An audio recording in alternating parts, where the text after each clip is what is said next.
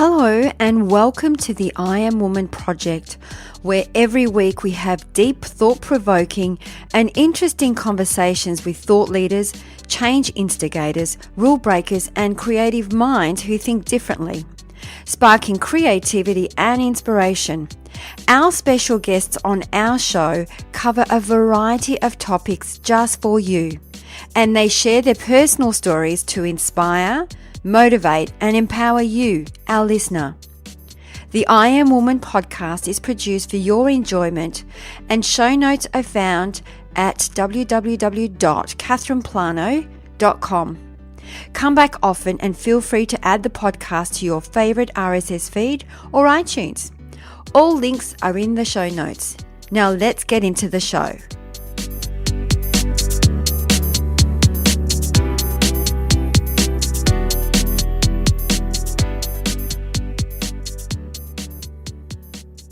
Today we have one very special lady, Marisa Russo, known as the female Sherlock Holmes. She is the founder of Forensic Healing, an international renowned, award-winning alternative therapist. She is also a professional speaker and author for women's health and transformation. Marisa spent decades desperately attempting to overcome and escape the chronic pain, fatigue, addictions and illnesses that resulted from years of extreme emotional, physical and sexual abuse she had suffered as a child. And this led her on a journey of healing herself. And now she shares her techniques to heal and empower women from all over the world. Her newly released book, Freeing the Unloved Girl, incorporates a 25-step process for healing and empowering women. This process now is taught all over the world. Marisa's compelling and extraordinary story, to me a very powerful woman who never gave up, who was always focused on finding a solution to her problems and conditions. I'm sure you're going to enjoy this interview, so tune in.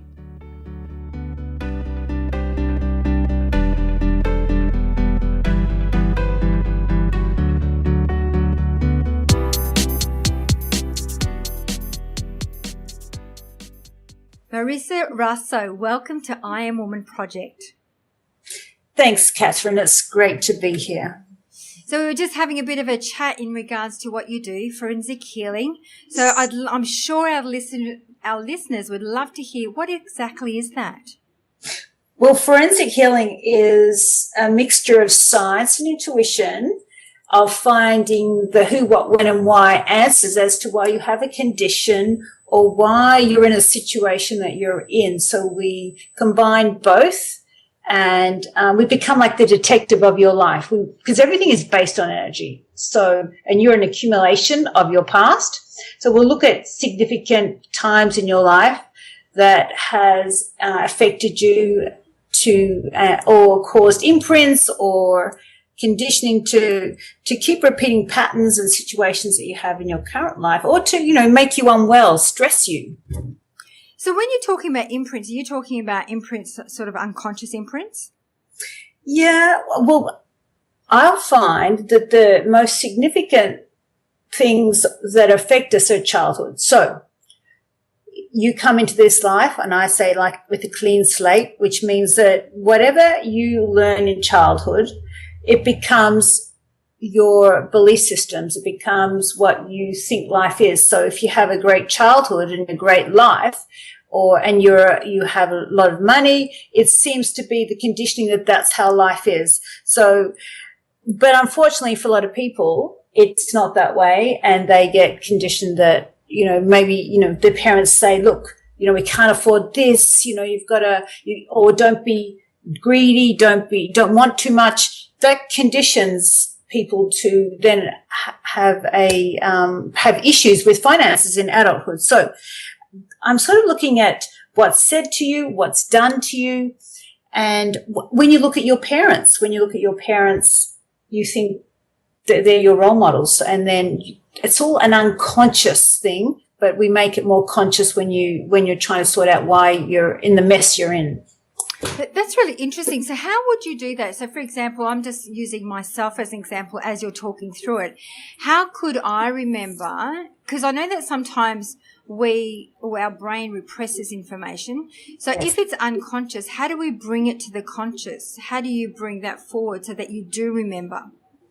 Look, no, hey, that's a great question, because a lot of the traumatic stuff from childhood is repressed. It is blocked out.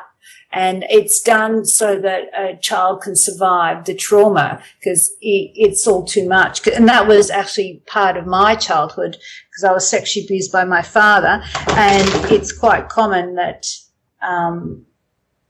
children, that the truths don't come out till later. And so how would you know? Okay, so what we do is we use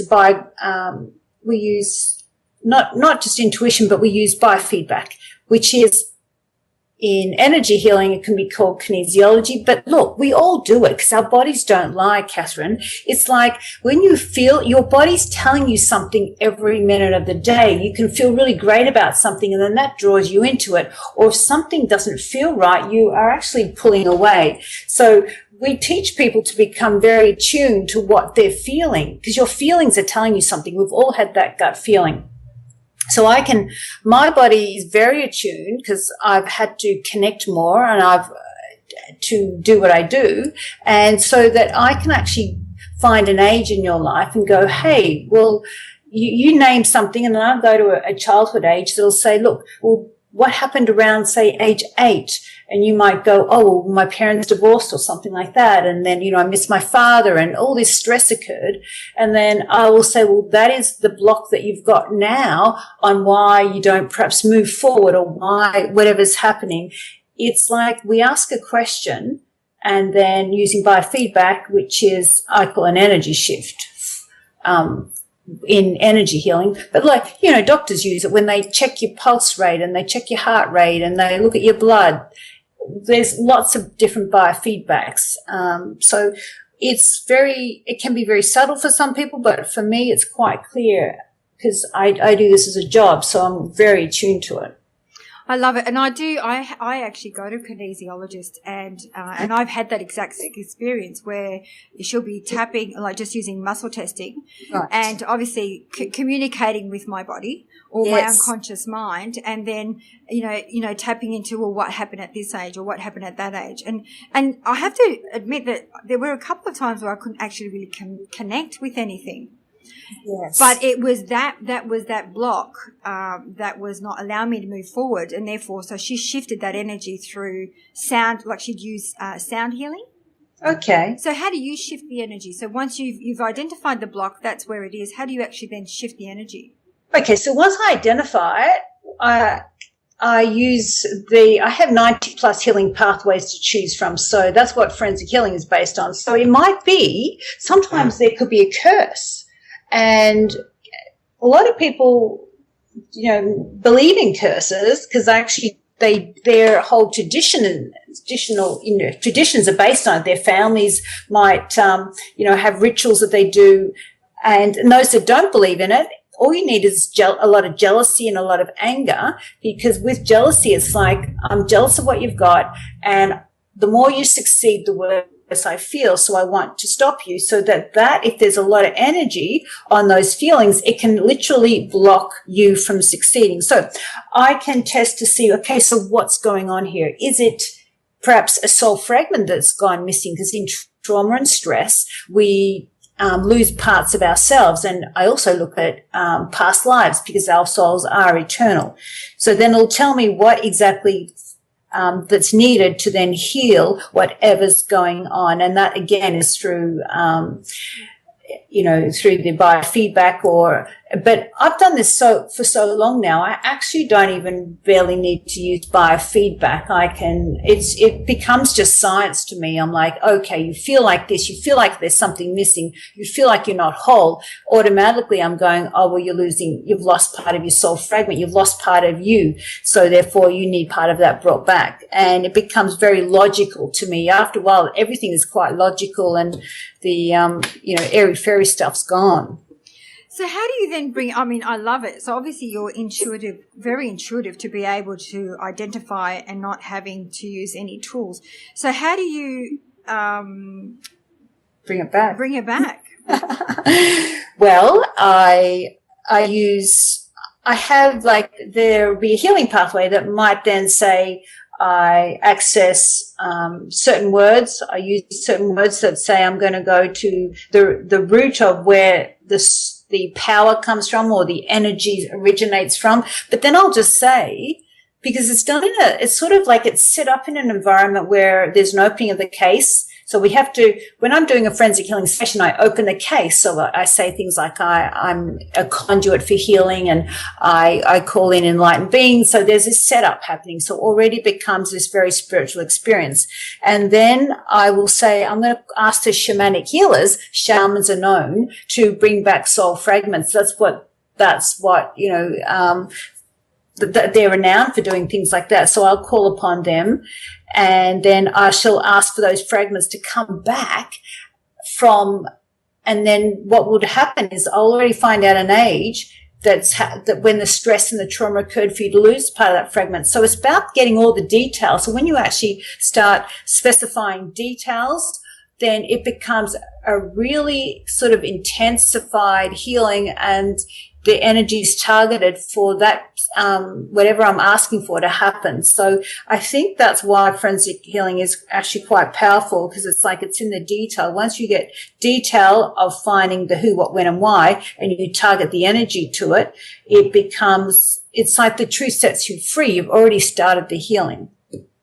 Wow, that's fascinating. I just find it really fascinating. It's amazing. So how did you come up with the name forensic healing? Because it's amazing. It's so exactly what you do. Like you were saying, it's almost like you're a detective. You're opening up the case, you're inquiring, and then you proceed. Yeah, exactly. The actual beginning of forensic healing starts with opening the case and we profile the person. So that means that I'll say, now look, here are your negative life patterns. Here's your belief systems. And then I'll go through a series of certain aspects about them. And before even get into the detail of why they have what they have. So, it came about, I'd done many healing modalities and I'd started to look at alternative healing because I couldn't stand the physical pain I was in. I actually didn't even know I was in emotional pain from all the abuse I suffered in childhood. And so I had to address the physical pain, which was incredible. It was just horrific because I had 3 whiplash injuries. Plus I didn't realize I'd stuffed down all this emotional pain from the beatings from my father, the sexual abuse, and just being also a very sensitive child. And when you shut down, you will suffer in life because you have no flow of energy so that you can heal. So I tried alternative healing, and then I never ever, I was always a rule breaker, and I would do one healing modality and I'd try another one and I'd break all the rules and I'd go, hey, this can be done differently. So then I ended up doing my own stuff. And when I was married at the time, and I would say to my husband, I would tell him the stories of how I would find out what happened to somebody and all of the details. And he said to me, you are a forensic healer. And that's the beginning of forensic healing. And then he said, you need to write something. And it took me a whole year to write forensic healing. And I wrote each module, there's 5 of them, one at a time, ending up with the spiritual bit at the end. And it was just this magic that unfolded. And I remember writing it. I'm going, where's the book on energy? I need to read this book that explains all this, because I've read a lot of books and I've done a lot of modalities, but there is no book. And then I actually did find a guy that had talked about, he had studied the Kabbalah. He was a psychic and he was also a psychologist, but he could see the other side of the veil. He could see entities, and he had an incredible amount of information. So I took that information and then I started to put it into healing pathways, and which was, forensic healing ended up on a really high note because that was the spiritual side of it. And that's the story of forensic healing. It's amazing. So you talked about your 5 steps. Are you happy to walk us through, just so it gives us a little bit more understanding of what exactly that is for our listeners, the 5 steps that you were talking about? Now, 5 steps. I'm not sure what you're referring to. Oh, I thought there was 5. Was there 5 modalities or 5? Okay. Oh, sure. You're talking about, yes, there's 5 modules. But modules. Okay. So no, that's okay. So what I mean by, when I started writing it, I wrote it, start off with the principles module, and then it goes into the energetic side, which is talking about meridians. Then we go into the physical side, because then you could have anything physical, car accidents, tight jaws, muscle pain, anything that's to do with physical side of the body. And then we go into the emotional side, which is more like childhood stresses, relationship stresses, and, so that goes into like losing of fragments. And then the spiritual side will be looking at more to do with your past lives. I've also realized that the soul has many facets of it, and integrating those facets. There's to do with curses. So that's sort of the modules of forensic healing. And most people, what I've realized over the years of doing this, that really, if you look at your spiritual side, you look at your emotional side, if you deal with that first and foremost, then everything else starts to fall into place. Not saying that you may not have physical issues, but I found that the reason nothing is by accident, even a car accident is not really an accident. There's always an energy behind it. You might be, if you're very religious, that means that you follow Christ, and that would then mean that you're a martyr. And I would say to somebody, well, if you want to hold on to that, you're following Christ, and you've got a really tough, hard life that's lacking in, money and lacking good relationships, then I'll go, then that's what you've asked for, really. I just show people whatever they've agreed to and whatever they're bound to, then that will reflect in their life. And then I work backwards, and I say, well, some things need to be undone. People often, when they get married, and yet they wonder why they're still tied to that person, I go, well, you bound yourself in a ritual to love that person, for good or for bad, and until death do us part. So there's many energetic things that aren't really seen that we need to undo, that people may not have looked at. And relationships are have the most profound influence on us, because I've realized emotion is the most powerful form of energy, and you need to be mindful of the people you surround yourself with. I'm going to ask you a question just to get your feedback on what your thoughts are. I had a teacher once upon a time say that if you feel like you need protection, then you will attract that very thing. Whereas if you don't think you need protection, then you won't need protection. Yeah, that's a great question. And I will say that is true. However, we cannot be naive. So I remember writing Forensic Healing, and I remember saying, look, you do need, if you're looking at an energetic side of things, energy side, we do need to protect ourselves, because we all know there are people out there that will harm us. Some people are less susceptible to it, but some people need to be more protected against it. The same as a cop. You can't say to somebody, I'll just go out and fight the baddies without protection and wing it. The same is with energetic healing. Now, the reason why I say that, if I'm working in this field, I need to be really sensitive. I need to be really a good conduit, which then makes me vulnerable if there's negative energy. And that's actually why I think I may be the only practitioner or the course person that runs, workshops that adheres to this. And I say it's a good Apple policy. I need you to have good energy, because if you've got negative energy, I go down, the class goes down, but we just don't. It just isn't conducive to healing. So it's not that I use universal laws. I say good apples, please. Notice I didn't say bad apples. So I don't walk around going, oh, I'm really scared of all the negative energy. I'll say to people, you know what? I need all the good apples. I need all the support. So I use both things, just as that lady said. If you're focused on it, then you attract it. I'm focused on attracting the good energy, but I'm not naive enough to say, because I've seen it enough. I remember meeting a priest, and he said that a lot of the people that would come to him to get rid of entities and negative demons and all this kind of thing were energy healers that didn't use protection. So I protect myself in the way of making sure that I attract good things and I walk away from the negative things. So that teacher is correct. However, I don't focus on, negativity. I work out why if I attract the negativity, but I say, look, I need all the support and I need the good energy. We're here to heal and this is what I need. So both correct. Both those sort of angles are correct. Yeah, I can see that. I agree. So, Marisa, what's the best part of your job? What drives you? Well, we are all connected, Catherine. So it's almost like when you see someone else happy, you are happy. What we do for someone else, we actually do for ourselves. So there's nothing more gratifying than someone saying, wow, my life has changed. I'm so happy. I feel so free.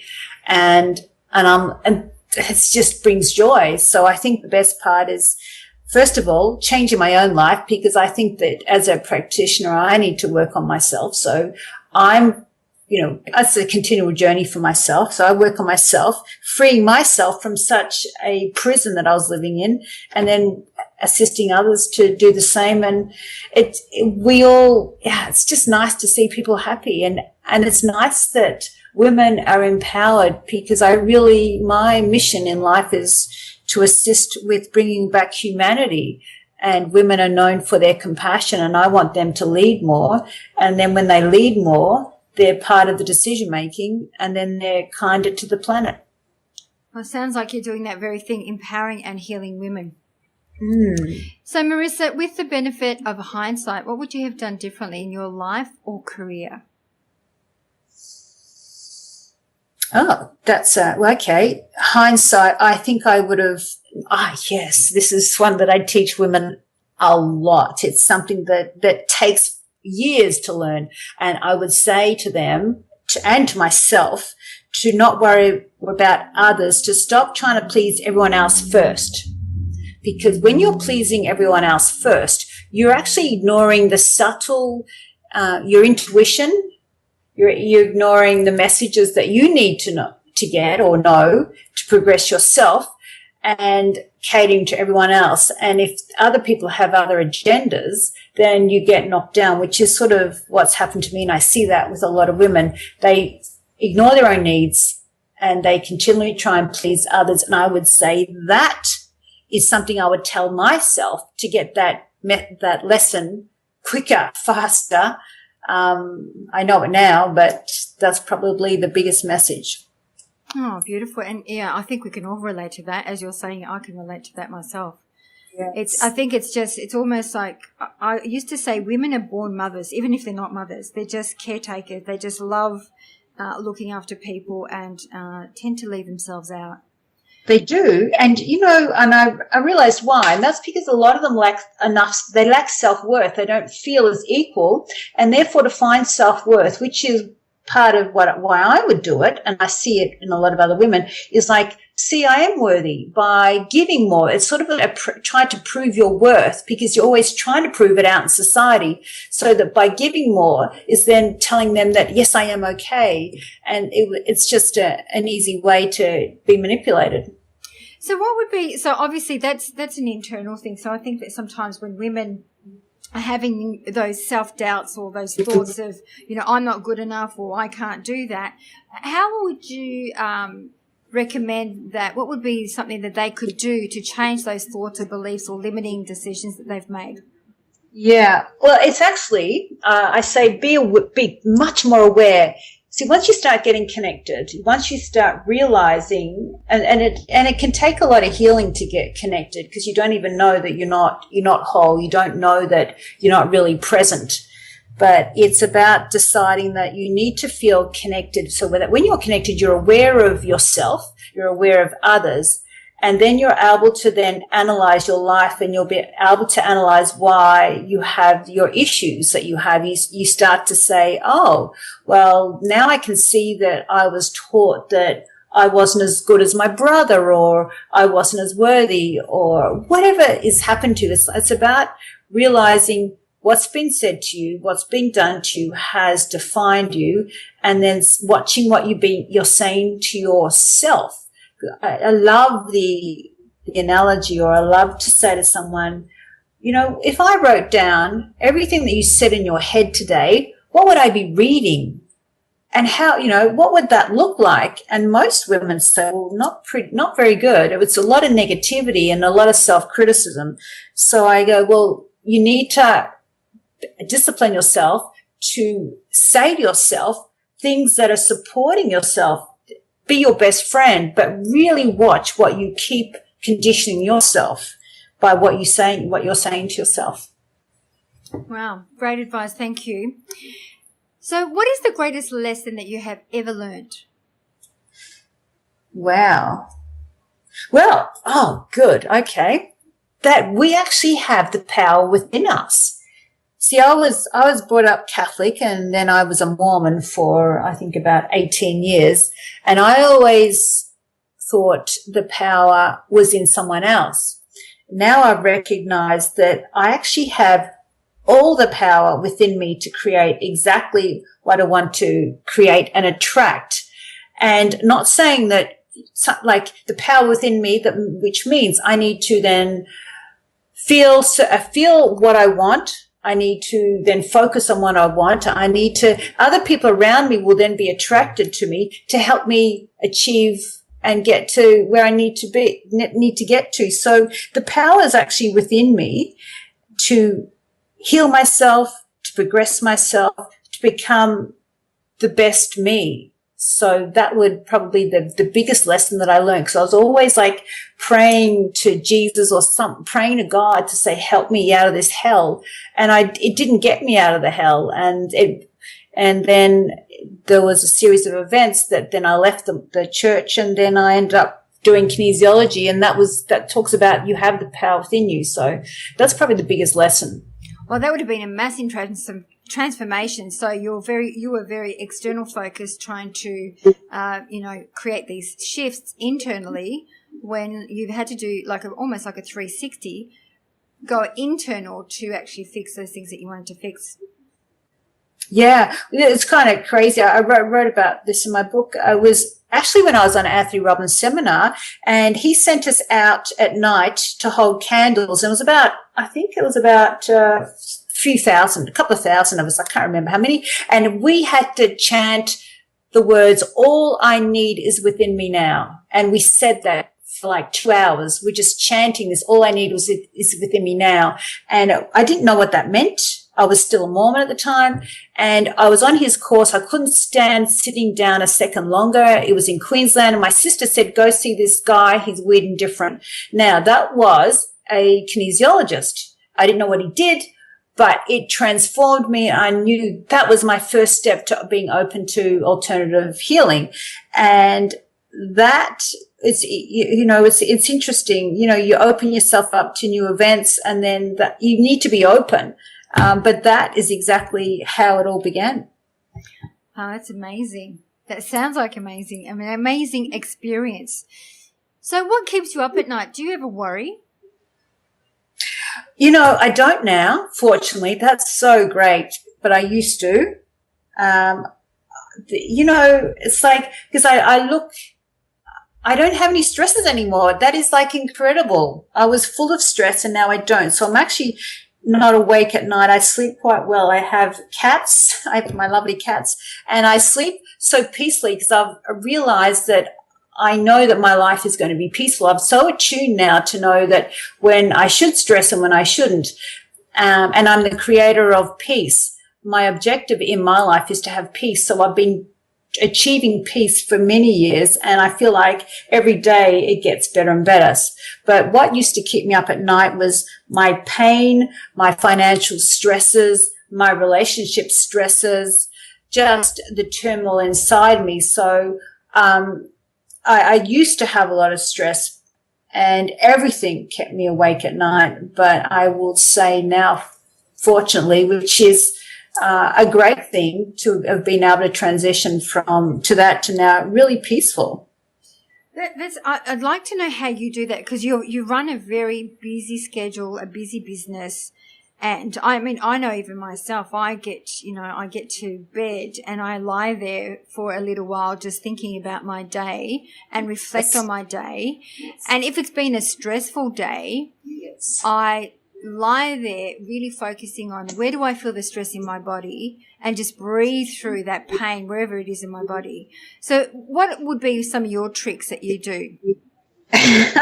Well, but the great thing is I actually work for myself, although that then can cause a lot of stress. But one day, I think in about 2 or 3 years, I'm actually going to write a book, and that's to see all my theory put into practice. But the way I operate is exactly the same way I operate in my personal life as I do in my business life as I do it 24/7. I only choose things that feel good. So that means I won't start involving myself in any negativity. The other thing is I will not surround myself with people that are negative or aren't sort of supportive. And the fact that I feel so much, I know, I'm an energy healer, so I really know people's agendas. So I just make choices because I feel like I'm in my integrity. I don't have an ulterior motive towards other people. I don't need to get anything from them. I'm here to help them as long as they help me. So if I'm continually so the energy around me is fairly good. It's like people that are also want the same as me. They want to heal themselves. They want to support me. I want to support them. So when I've got that energy around me, the universe reflects it. That would I just remove the toxicity, as I have also done physically in my body. It's the same thing as a physical cleanse. I have physically cleansed my body of many toxins. My body was very rigid and in a lot of pain, and that's because it had a lot of physical toxins, a lot of, I smoked, I took drugs, I drank a lot. So I've had to cleanse my body for many years, and I'll do the same with energy of people and how I feel about things. And I will never compromise that. I never think that I'm that desperate that just because someone wants my services, if they're full of toxicity, I won't engage with them. But the lovely thing is I see the reflection now. I actually don't have to worry about it very much. I can turn up to a workshop and it's like incredible amount of good vibe energy because people are they're the same as me. They're my reflection. So I would say that's probably, I'm pretty sure, and in fact I know that's the reasons why it is very peaceful. There's just awesomeness around me. Wow, it's amazing. So who has been your greatest influence? Yeah, okay. Well, I can't actually give credit to a lot of people outside me. Well, I must say my ex-husband has been a great influence in the way that he's pushed me. He took me to America. He said, and he would push me, although we didn't have a great relationship. He saw something in me that made him give up his profession to then be my manager. And he saw something and so he pushed me and I allowed him to do that. And it then started to, bring me out of my shell. It started to advance my healing, and we had incredible experience in America. I had recognition from Michael Beckworth. He pulled me up on stage. It was just like there's a lot of piece of what he did exposed me to some incredible experiences. So he is one, but in also because we had a negative relationship, I didn't feel respected. I then realized that there was inequality because prior to him, I was that disconnected. I didn't even know that I was treated badly because I was used to being treated badly because my father was horrible to me and mean to me, beat me, molested me, and then he would call me shocking names. So I think that so my mother, who did allow that, but still she was disconnected and not realizing that's not what a child should endure. She is probably part of the good side in the way of, she told me, she would say to me as a child, who cares what people think, and as long as you're happy. And so that then I was brought up to not worry about other people's opinions, and I wasn't pressured to really do something I didn't want to do. She used to say, well, as long as you're happy. So I'd say those two people have been significant. And I think myself, by just keep getting up off the floor, picking myself up and getting back on a horse, so to speak, and just keep going. I've just felt some sort of mission that I've had, more so of late, just to that I need to accomplish something. So, wow, I'm just sitting here going, what a strong woman. You are so inspiring and so strong. It's amazing just to hear your story. It's beautiful. So if you had to pick one word that best describes your personal brand, what would that be? Oh, healing and empowering women. Yeah, I can see. Sorry, it's not one word, but it's about 3 or 4. Oh, I was going to say empowering, healing, and inspiring women. Absolutely. With your story, it's just amazing what you've gone through, and you can tell your story, and you're not a victim of it. You've actually turned it around and actually did something with it, which is pretty amazing. Thank you. Thank you. So what we do, and as we always do as we wrap up the show, we always like to give our listeners 3 golden nuggets. So what would be 3 golden nuggets that you would like to give to our listeners? Okay, so I would like to tell them that, first of all, that they do have that power within them to create the life that they want. They need to connect more and to start looking at where they're at now so that they can unwind and look back and say, well, this is why I am where I am today, if it's a place I don't want to be, and change it. We've really got to get out, as you mentioned before, we've got to get out of feeling like a victim, because if you've been victimized as a child, you tend to play that same victim mentality in adulthood, and to stop blaming people. The world has become extremely energetic, extremely transparent, and although you may not be saying anything, people feel it more than they've ever felt it before. So if you can recognize that your thoughts and your feelings are actually being seen, so to speak, we know what you're thinking and saying, you then will realize that that needs to change, and to start loving yourself so that you can love others, and then you'll get the support that you need. You need to, heal whatever it is in you that's blocking you. So I know that actually isn't in 1, 2, 3, but it would be analyzing yourself, recognizing the energy around you, what you're saying to yourself, and then do something about it. Don't just sit there, read a book, do a seminar, decide that now it's time to change. Because I just know that coming from my childhood and my adulthood, wanting to seriously die, I wanted to commit. So I hated my life, and there was incredible pain, to now feeling, liberated and free and peaceful. If I can transition through that, then I know that you can too. So just know that your life can change. It's just a matter of doing something about it. Wow, it's amazing. Great 3 golden nuggets. Thank you so much. So for our listeners, if they want to find you, how can they find you, Marisa? All right. Well, they can go to forensichealing.com, and we actually have a free startup course that they can sign up for and get a little taste of being able to read energy fields, work out their own patterns on themselves, or work out why someone else, just have a little sample of it and work out. You can start being a detective of your own life and other people's lives. It's a lot of fun. They can do that. I love it. And when you're saying being a detective, I can see in your bio, you're known as Sherlock Holmes.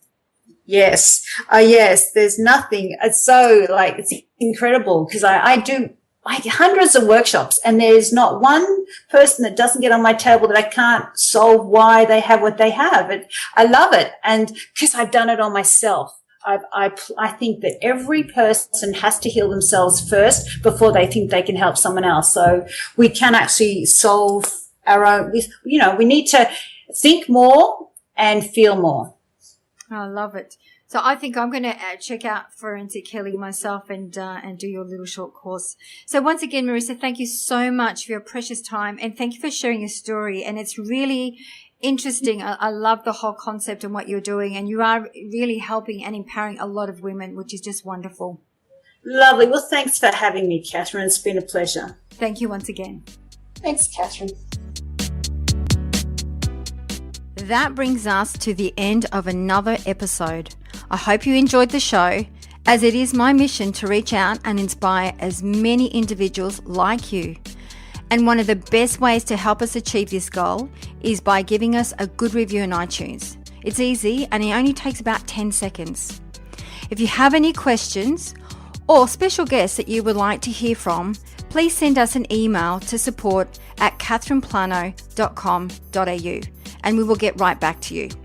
You can also follow us on Instagram, Twitter or Facebook @Catherine Plano. That's it for now. Thanks for listening. Until next week, please take care.